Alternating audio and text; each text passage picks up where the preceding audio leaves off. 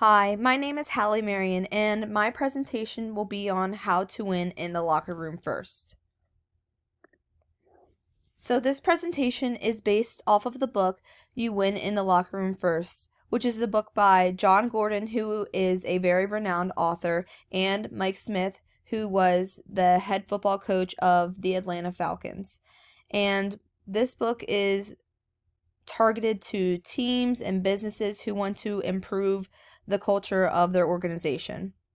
So, the main principles of this book are the 7 C's, and the 7 C's are culture, being contagious, consistency, communication, being connected, being committed to the team, and care.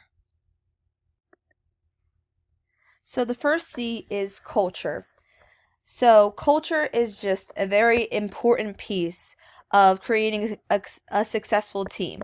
And without a culture, a team would crumble and not be as strong as it possibly could. So, the first thing that they mention in the book is that you want to identify with what your team stands for. So, once you know what it is that you stand for as a team, all the decisions you make after that come very easy. It is also to get everyone on board.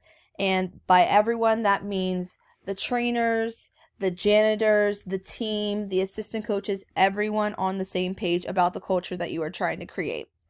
Another important piece are you want to build your culture up and down.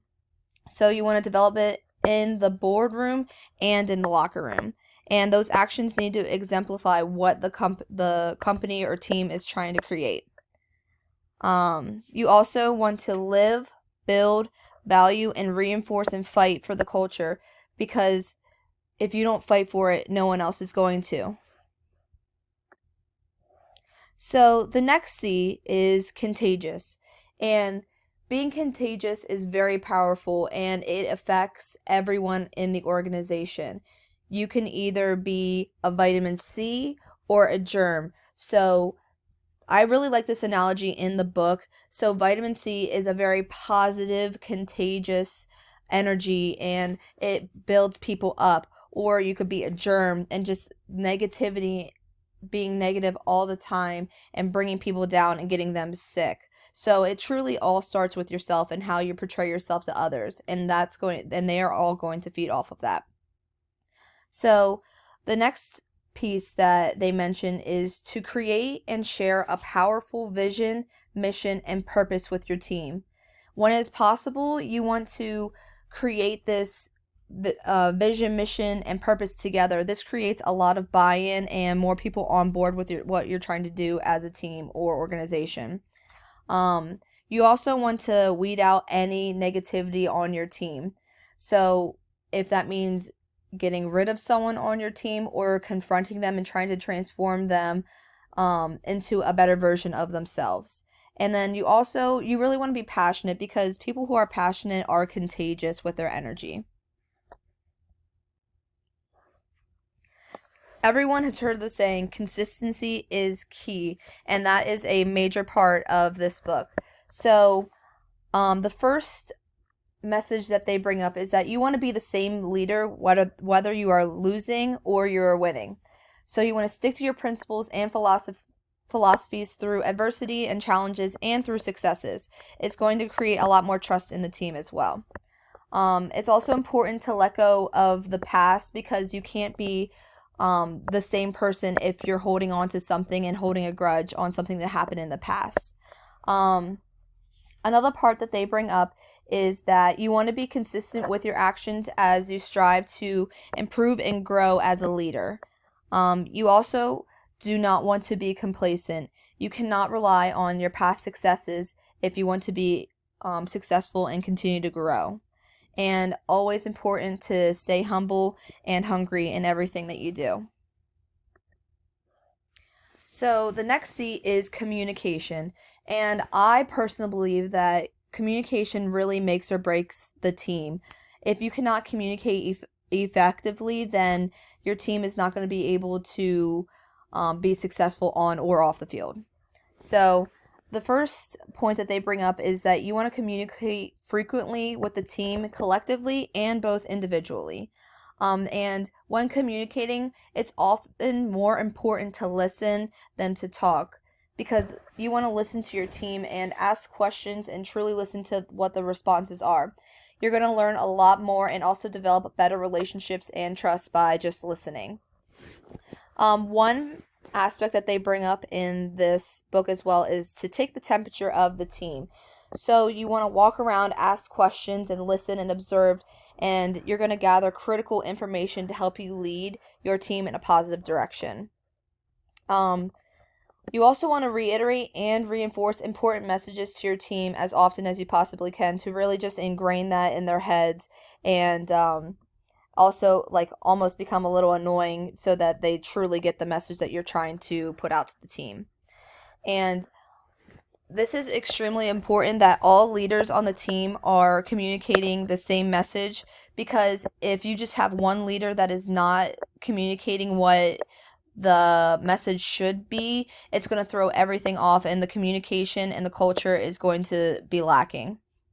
And another good way to use communication is to bring in outside voices to try and portray or get a point across, because it is very often that people do not listen to people in their own organization, and sometimes having an outside voice will help with that. So the next C is connect. And having a connected team just creates a bond that can be very hard to break. So the first concept I want to talk about is that the X and O's are overrated. So take time to slow down and connect with your team members on a personal level. Culture and relationships are what win over time, not just the X's and O's. It's also important to understand that creating a connected team is one of the most important things you can do as a leader. And a team beats talent when a talent isn't a team. You also want to connect in meaningful ways. So technology is a huge part of the world we live in today, but you don't want to just connect through text or emails. You want to make personal connections that in person, and then use technology to improve the communication. Another aspect you want to do is utilize team building exercises where team members share meaningful stories and their own feelings. This creates a little bit of vulnerability and breaks down walls to really get to know someone for who they are. You also want to connect on a personal level with someone. So find ways to connect with them inside and outside of the field, the building, whatever it may be. This is how true connections are made that are going to make the team stronger. And it is also important that when you make a connection that you stay connected and you are continually trying to make that connection even stronger. So the next C is commitment. And to be a great leader or coach or team member, you must be more than involved. You must be committed. So your team has to know that you are committed to them before they will ever be able to commit to you. So a great way to show your team that you are committed is to lead in a way that makes them feel committed. And a great way to do this is to demonstrate your commitment to your team through your own actions. It is very important to put your team first. And you want to look for opportunities to be a servant leader and put your team before yourself.